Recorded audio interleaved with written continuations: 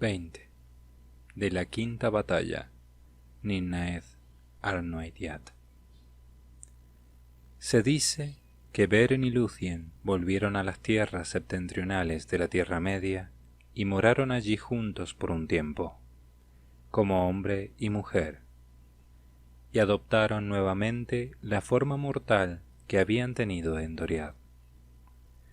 Quienes los vieron sintieron a la vez alegría y miedo. Y Lúthien fue a Menegroth y curó el invierno de Thingol, tocándolo con la mano. Pero Melian le miró los ojos y leyó el destino que allí tenía escrito, porque sabía que una separación más allá del fin del mundo se interponía entre ellas, y no hubo dolor de pérdida más hondo que el dolor de Melian la Maya en aquel momento. Entonces Beren y Lúthien se marcharon solos, sin temor a pasar hambre o sed, y fueron más allá del río Helion a Osirian, y vivieron allí en Tol Galen, la isla verde, en medio de la Durant, hasta que no hubo más noticias acerca de ellos. Los Eldar llamaron luego a ese país Dor Firni Uinar, la tierra de los muertos que viven, y allí nació Dior Aranel el Hermoso, que fue luego conocido como Dior Eluchil, el heredero de Thingol. Ningún hombre mortal volvió a hablar con Beren, hijo de Barahir, y nadie vio a Beren o a Lúthien abandonar el mundo, ni supo dónde reposaron por última vez. En aquellos días se animó el corazón de Maedhros, hijo de Fëanor, al advertir que Morgoth no era inatacable, porque los hechos de Beren y Lúthien se cantaron en muchos cantos por toda Beleriand. Sin embargo, Morgoth los destruiría a todos, uno por uno, si no llegaban a unirse otra vez en una nueva alianza y un consejo común. Y Maedhros puso en marcha los planes con que se acrecentaría la fortuna de los Eldar y que hoy se conocen como la Unión de Maedhros. Pero el juramento de Fëanor y las malas acciones que había obrado dañaron los designios de Maedhros, y no tuvo toda la ayuda que esperaba. Orodreth no se marcharía por indicación de hijo alguno de Fëanor, a causa de la conducta de Celegorm y Curufin, y los elfos de Nargothrond confiaban todavía en poder defender la fortaleza oculta por medio del secreto y el ocultamiento. Desde allí acudió tan solo una pequeña compañía que seguía a Windor, hijo de Gwilym, un príncipe muy valiente, y en contra de la voluntad de Orodreth fue a la guerra del norte porque lamentaba la pérdida de su hermano Helmir en la Dagor Bragolach. Adoptaron la insignia de la casa de Fingolfin y marcharon tras los estandartes de Fingon, y nunca regresaron, salvo uno. De Doriath tuvieron escasa ayuda, porque Maedhros y sus hermanos, obligados por el juramento, habían enviado mensajeros con altivas palabras, exigiendo a Thingol la entrega del Silmaril, o la enemistad. Melian aconsejó ceder, pero las palabras de los hijos de Fëanor eran orgullosas y amenazantes, y Thingol se enfadó mucho pensando en la angustia de Lúthien y en la sangre de Beren con que la joya había sido ganada, a pesar de la malicia de Celegorm y Curufin. Y toda vez que contemplaba el Silmaril, mayor deseo tenía de guardarlo para siempre, porque tal era el poder de la joya. Por tanto, despidió a los mensajeros con palabras de desprecio. Maedhros no dio respuesta, porque por entonces había empezado a concebir la alianza y la unión de los elfos, pero Celegorm y Curufin juraron abiertamente dar muerte a Thingol y destruir a su pueblo, si volvían victoriosos de la guerra, y la joya no les era devuelta de buen grado. Entonces Thingol fortificó las fronteras del reino y no acudió a la guerra, como tampoco ningún otro de Doriath, salvo Mablung y Beleg, que no estaban dispuestos a no participar en estos grandes hechos. A ellos Thingol los autorizó a ir, con tal de que no sirvieran a los hijos de Fëanor, y ellos se unieron a la hueste de Fingon. Pero Maedhros tuvo la ayuda de los Naugrim, tanto en huestes como en el suministro de armamentos, y las herrerías de Nogrod y de Belegost estuvieron muy ocupadas en esos días, y él reunió otra vez a todos los hermanos y a todas las gentes dispuestas a seguirlo, y a los hombres de Bor y de Ulfang se les dio instrucción militar, y éstos convocaron aún más miembros de los hermanos del este. Además, en el oeste, Fingon, siempre amigo de Maedhros, pidió consejo de Himring, y en Itlum los Noldor y los hombres de la casa de Hador se prepararon para la guerra. En el bosque de Brethil, Halmir, señor del pueblo de Haled, reunió a sus hombres y les ordenó que afilaran las hachas, pero Halmir murió antes de que la guerra comenzase, y su hijo Haldir gobernó a esa gente. Y también a Gondolin llegaron las nuevas, a Turgon, el rey escondido. Pero Maedhros se arriesgó demasiado pronto, antes de que los planes estuvieran completos, y aunque los orcos fueron expulsados de todas las regiones septentrionales de Beleriand, y Dorthonion fue liberada por un tiempo, Morgoth quedó advertido del levantamiento de los Eldar y de los amigos de los elfos, y se preparó. Y envió entre ellos a muchos espías y traidores, cosa que le era más fácil ahora, pues los hombres desleales que le servían en secreto estaban aún bien enterados de lo que pensaban los hijos de Fëanor. Por fin Maedhros, después de haber reunido todas las fuerzas de elfos y hombres y enanos que le fue posible, decidió atacar a Angband desde el este y el oeste, y se propuso marchar con estandartes desplegados sobre Anfauglid. Pero cuando consiguiera hacer salir, como esperaba, a los ejércitos de Morgoth, Fingon avanzaría por los pasos de Itlum. De este modo pensaban atrapar a la fuerza de Morgoth entre el yunque y el martillo, y aniquilarla. Y la señal para hacerlo sería la luz de un fanal en Dorthonion. El día señalado, una mañana de pleno verano, las trompetas de los Eldar saludaron la salida del sol, y en el este se izó el estandarte de los hijos de Fëanor, y en el oeste el estandarte de Fingon, rey supremo de los Noldor. Entonces Fingon miró desde los muros de Ithel Sirion, y el ejército estaba en orden de batalla en los valles y los bosques al este de Ered Wedrin, perfectamente oculto a los ojos del enemigo, aunque él sabía que era muy numeroso, porque allí se habían reunido todos los Noldor de Itlum, junto con los elfos de las Falas y la compañía de Windor venida de Nargothrond, y había también una gran fuerza de hombres. A la derecha estaban las huestes de Dor-lómin, y todo el valor de Húrin y de su hermano Huor. Ya a ellos habían sumado Haldir de Brethil con muchos hombres de los bosques. Entonces Fingon miró hacia Thangorodrim, y había una nube oscura alrededor, y un humo negro ascendía, y supo que la ira de Morgoth había despertado, y que él había aceptado el reto. Una sombra de duda cubrió el corazón de Fingon, y miró hacia el este, intentando ver con vista élfica el polvo de Anfauglid, que se levantaba bajo las huestes de Maedhros. No sabía que la marcha de Maedhros había sido impedida por la astucia de Uldor el maldecido, que lo engañó con falsas advertencias de ataque desde Angband.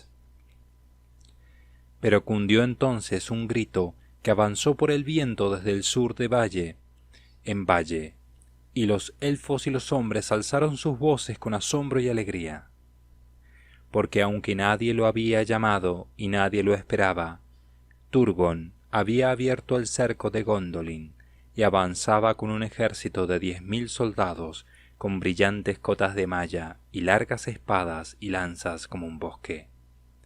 Entonces, cuando Fingon oyó desde lejos la gran trompeta de su hermano Turgon, la sombra se fue, y a Fingon se le reanimó el corazón, y gritó con voz fuerte: «Utulien aure, Aya, Eldalie, Ar, Atanatari, Utulien aure.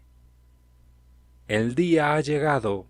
Mirad, pueblo de los elfos y padres de los hombres, el día ha llegado». Y todos los que oyeron el eco de su poderosa voz en las colinas respondieron gritando: «Auta y Lome». Ya la noche ha pasado. Ahora bien, Morgoth, que sabía mucho de lo que hacía y se proponía el enemigo, escogió esta hora, y confiando en que los sirvientes traidores podrían detener a Maedhros e impedir que los atacantes se uniesen, envió a Idlum una fuerza grande en apariencia, y, sin embargo, nada más que una parte de la que tenía aprontada, y estaban vestidos con ropas pardas y no mostraban ningún acero desnudo, y de este modo ya habían avanzado mucho por las arenas de Anfauglith antes de que fueran vistos. Entonces los corazones de los Noldor se enardecieron, y sus capitanes desearon atacar al enemigo en la llanura, pero Húrin se opuso, y les pidió que se cuidaran de la astucia de Morgoth, que siempre aparentaba tener pocas fuerzas, y un propósito que no era el verdadero. Y aunque no llegaba la señal de que Maedhros se acercaba y las huestes se ponían impacientes, Húrin les instó todavía a esperar y a dejar que los orcos se despedazaran entre ellos en el ataque a las colinas. Pero al capitán de Morgoth, en el oeste, se le había ordenado que hiciese salir prontamente a Fingon de las colinas, por cualquier medio. Fue así como continuó avanzando hasta que el frente del ejército estuvo apostado delante de las corrientes del Sirion, desde los muros de la fortaleza de Eithel Sirion hasta las bocas del Ribil en el marjal de Serech. Y las avanzadas de Fingon podían ver los ojos de los enemigos. Pero no hubo respuesta al desafío del capitán, y la provocación de los orcos perdió firmeza cuando vieron los muros silenciosos y la amenaza oculta de las colinas. Entonces el capitán de Morgoth envió jinetes con señales de parlamento y cabalgaron hasta la obra exterior de la Barath Eithel. Con ellos llevaban a Helmir, hijo de Ilin, el señor de Nargothrond, a quien habían capturado en la Bragolach, y al que habían cegado. Entonces los heraldos de Angband lo mostraron dando gritos: «Tenemos a otros como este en nuestra morada, pero tenéis que daros prisa si queréis encontrarlos, porque cuando regresemos haremos con ellos de este modo». Y rebanaron las manos y los pies de Helmir, y por último la cabeza, a la vista de los elfos, y lo dejaron allí. La mala fortuna quiso que allí en los baluartes estuviese Windor de Nargothrond, el hermano de Helmir, y la ira se le encendió en locura, y montó a caballo de un salto, y muchos jinetes lo acompañaron, y persiguieron a los heraldos y los mataron, y se internaron profundamente en el cuerpo principal del ejército. Al ver esto, todas las huestes de los Noldor se inflamaron, y Fingon se puso el yelmo blanco y ordenó que sonaran las trompetas, y las huestes de Idlum saltaron todas desde las colinas en súbita embestida. La luz de las espadas desenvainadas de los Noldor era como un fuego en un campo de juncos, y tan fiera y rápida fue la arremetida que los designios de Morgoth casi fracasaron. Antes de que pudiera fortalecerse, el ejército que había enviado al oeste fue barrido en el combate, y los estandartes de Fingon pasaron por Anfauglith, y fueron izados ante los muros de Angband. Siempre al frente de la batalla iban Windor y los elfos de Nargothrond, y ni siquiera ahora pudieron ser contenidos, e irrumpieron a través de los portales y mataron a los guardianes en las mismas escaleras de Angband. Y Morgoth tembló en su trono profundo cuando oyó los golpes en las puertas. Pero estaban atrapados allí, y los mataron a todos, salvo a Windor, que fue capturado vivo, porque Fingon no pudo ir a ayudarlo. Por muchas puertas secretas en Thangorodrim, Morgoth había hecho salir al grueso de sus ejércitos que mantenía ocultos, y Fingon fue rechazado de los muros con grandes pérdidas. Entonces, en la llanura de Anfauglith, el cuarto día de la guerra, empezaron las Nirnaeth Arnoediad, las lágrimas innumerables, pues no hay canto ni historia que pueda contener tanto dolor. El ejército de Fingon se retiró por las arenas y Haldir, señor de los Haladin, fue muerto en la retaguardia. Con él cayó la mayor parte de los hombres de Brethil, y nunca volvieron a los bosques. Pero en el anochecer del quinto día, y estando todavía lejos de Erengwedrin, los orcos rodearon a las huestes de Idlum, y lucharon hasta llegar el día, acosándolas y cada vez más cerca. Con la mañana llegó la esperanza, cuando se oyeron las trompetas de Turgon, que avanzaba con el principal ejército de Gondolin, porque habían estado apostados en el sur, montando guardia en el paso del Sirion, y Turgon evitó que la mayor parte de los suyos intervinieran en la frenética embestida. Ahora se apresuraba a ir en ayuda de su hermano, y los Gondolindrim eran fuertes y estaban vestidos de cota de malla, y avanzaban en columnas resplandecientes como ríos de acero al sol. Entonces la falange de la guardia del rey irrumpió en las filas de orcos, y Turgon se abrió paso con la espada para llegar junto a su hermano. Y se dice que el encuentro entre Turgon y Húrin, que estaba al lado de Fingon, fue dichoso en medio de la batalla. Entonces la esperanza renació en el corazón de los elfos, y en ese preciso instante, a la tercera hora de la mañana, se oyeron las trompetas de Maedhros, que venía por fin desde el este, y los estandartes de los hijos de Fëanor atacaron al enemigo por la retaguardia. Han dicho algunos que aún entonces los Eldar habrían podido salir victoriosos si todas sus huestes se hubieran mantenido fieles, porque los orcos vacilaron y fueron contenidos, y algunos ya se volvían para huir. Pero cuando la vanguardia de Maedhros llegó junto a los orcos, Morgoth llamó a sus últimas fuerzas, y Angband quedó vacía. Llegaron lobos y jinetes de lobos, y llegaron balrogs y dragones, y Glaurung, padre de los dragones. La fuerza y el terror del gran gusano eran ahora grandes, por cierto, y los elfos y los hombres se amilanaron delante de él, y Glaurung se interpuso entre las huestes de Maedhros y de Fingon, y la separó. Sin embargo, ni por lobo, ni por balrog, ni por dragón alguno alcanzaría a Morgoth su propósito, sino por la traición de los hombres.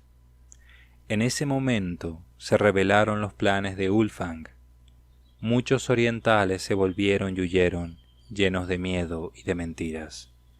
Pero los hijos de Ulfang se volvieron de pronto hacia Morgoth, y atacaron la retaguardia de los hijos de Fëanor, y en medio de la confusión llegaron cerca del estandarte de Maedhros.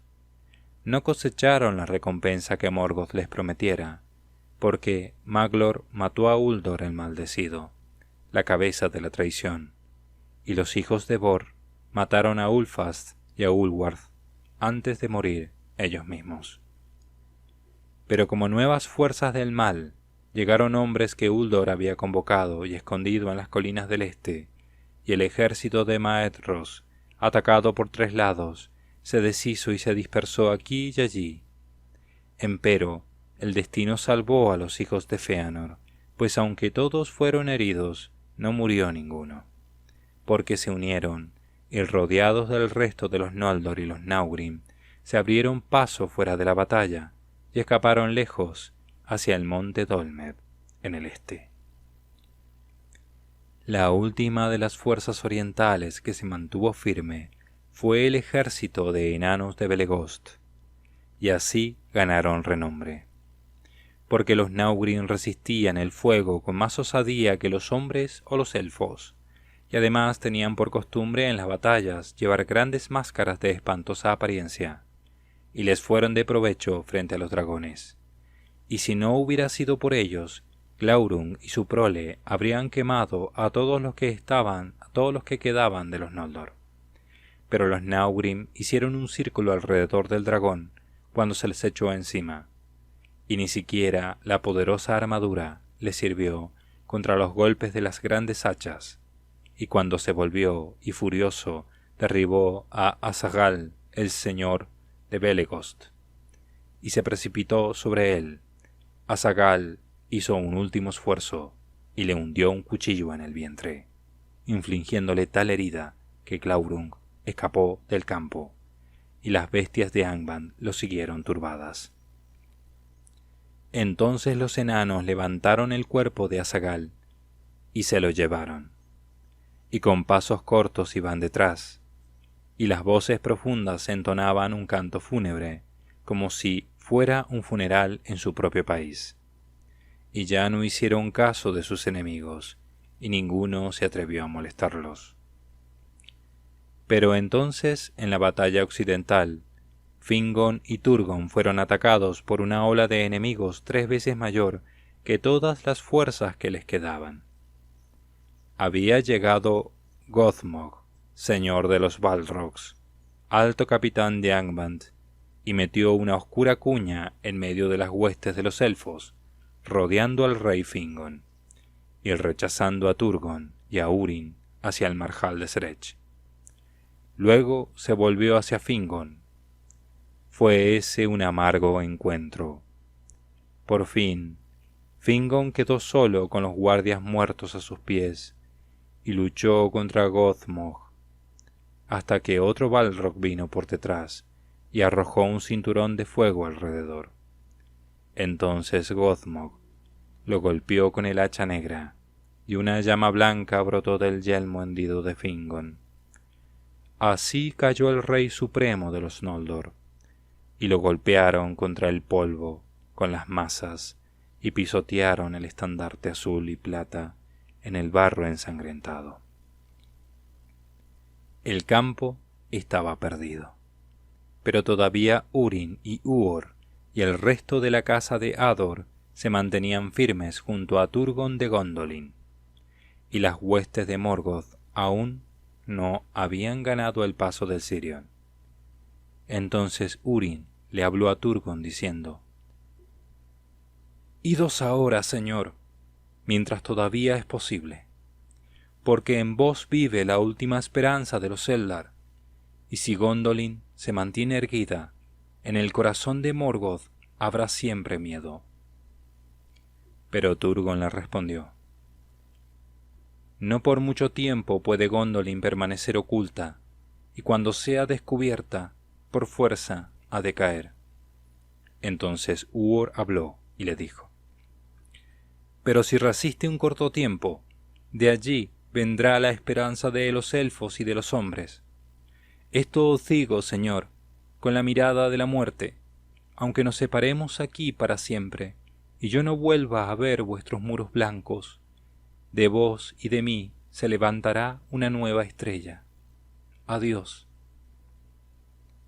Y Maeglin, el hijo de la hermana de Turgon, que estaba allí presente, escuchó estas palabras y no las olvidó, pero no dijo nada. Entonces Turgon siguió el consejo de Húrin y de Huor, y convocó lo que quedaba de las huestes de Gondolin, y lo que pudo reunir del pueblo de Fingon, y se retiró hacia el paso del Sirion, y sus capitanes Ectelion y Glorfindel guardaban los flancos de la derecha y la izquierda, para que el enemigo no se acercase. Pero los hombres de Dor-Lomin protegían la retaguardia, como lo deseaban Hurin y Huor, porque no querían en verdad abandonar las tierras del norte, y si no podían volver a sus hogares, allí resistirían hasta el fin. Así se enderezó la traición de Uldor, y de todas las hazañas de guerra que los padres de los hombres llevaron a cabo en beneficio de los Eldar, la última resistencia de los hombres de Dor-Lomin es la que obtuvo más renombre. De este modo, Turgon se abrió camino hacia el sur luchando, hasta que protegido por la guardia de Hurin y Huor, cruzó el Sirion y escapó, y desapareció en las montañas, y quedó oculto a los ojos de Morgoth. Pero los hermanos reunieron al resto de los hombres, y palmo a palmo se retiraron hasta ponerse detrás del marjal de Srech, y delante de las costas del Rivil. Allí resistieron, y ya no cedieron. Entonces todas las huestes de Angband los rodearon como un enjambre, e hicieron con los muertos un puente sobre el río, y trazaron un círculo en derredor del resto de Idlum, como la marea que crece sobre una roca. Allí, al ponerse el sol el sexto día, y oscurecerse la sombra de Ered Wethrin, Huor cayó con el ojo horadado por una flecha envenenada, y todos los hombres valientes de Hador fueron muertos alrededor en un montón, y los orcos les cortaron las cabezas y las apilaron como un montículo de oro en el crepúsculo. Último de todos resistió Hurin. Al fin arrojó el escudo y esgrimió con ambas manos el hacha. Y se canta que el hacha humeó con la sangre negra de los trasgos de Gothmog hasta aniquilarlos a todos. Y cada vez que asestaba un golpe, Hurin gritaba: «¡Auré, en tu luba! ¡Ya se hará de nuevo el día!». 7 veces lanzó ese grito, pero al cabo lo atraparon vivo, por orden de Morgoth, pues los orcos se aferraban a él aunque les cortara los brazos, y siempre el caudal de enemigos se renovaba, hasta que por último cayó sepultado debajo de ellos. Entonces Gothmog lo encadenó y lo arrastró a Angband burlándose. Así terminó la Nirnaeth Arnoediad, al descender el sol más allá del mar. Se hizo la noche en Idlum, y del occidente vino una gran tormenta de viento. Grande fue el triunfo de Morgoth, y cumplió su propósito de modo grato a su corazón, porque los hombres quitaron la vida a los hombres, y traicionaron a los Eldar, y el miedo y el odio despertaron entre aquellos que tendrían que haber estado unidos. Desde ese día, los elfos se mantuvieron apartados de los hombres, excepto las 3 casas de los Edain. El reino de Fingon ya no existía, y los hijos de Fëanor erraron como hojas al viento. Habían perdido las armas, y la alianza estaba rota, y vivieron una existencia salvaje en los bosques al pie de Ered Lindon, mezclándose con los elfos verdes de Osiriand, despojados del poder y la gloria de antaño. En Bretil, unos pocos de los Haladin vivían todavía en la protección de los bosques, y Handir, hijo de Haldir, era el señor. Pero de las huestes de Fingon nadie volvió nunca a Idlum, ni tampoco ninguno de los hombres de la casa de Hador. Ni hubo nuevas de la batalla, ni de la suerte corrida por sus señores. Pero Morgoth envió allí a los orientales que lo habían servido, negándoles las ricas tierras que ellos codiciaban, y los encerró en Idlum, y les prohibió abandonarla. Esa fue la recompensa que les dio por haber traicionado a Maedhros, saquear y vejar a los ancianos y las mujeres y los niños del pueblo de Hador.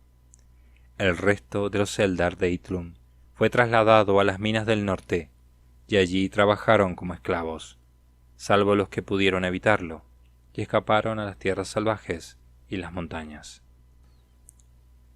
Los orcos y los lobos erraban sin traba por todo el norte, y avanzaban cada vez más hacia el sur, hacia Beleriand, aún hasta Nan Tad Rem, la tierra de los sauces y los límites de Osirian, y nadie estaba a salvo en los campos ni en las tierras salvajes.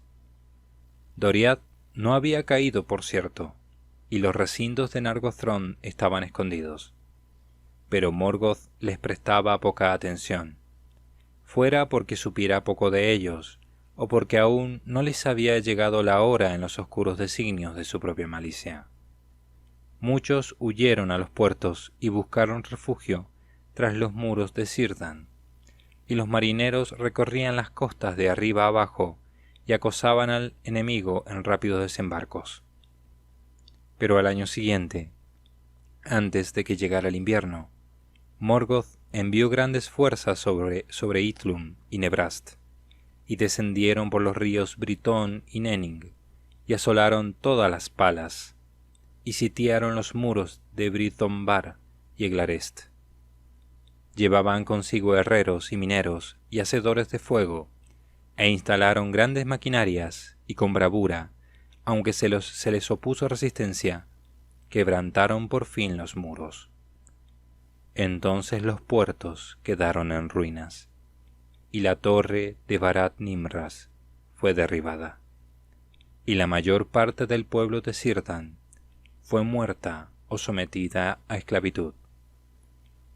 Pero algunos escaparon por mar en barcos, y entre ellos estaba Ereinion Gil-galad, el hijo de Fingon, a quien su padre había enviado a los puertos después de la Dagor Bragolach. Este resto navegó con Círdan hacia el sur, a la isla de Valar, y construyeron un refugio para todo aquel que pudiera llegar hasta allí, porque se establecieron también en las desembocaduras del Sirion, y allí muchas naves livianas y rápidas estaban escondidas en arroyos y aguas donde los juncos eran densos como un bosque. Y cuando Turgon supo de esto, envió de nuevo mensajeros a las desembocaduras del Sirion, y pidió la ayuda de Círdan, el carpintero de barcos.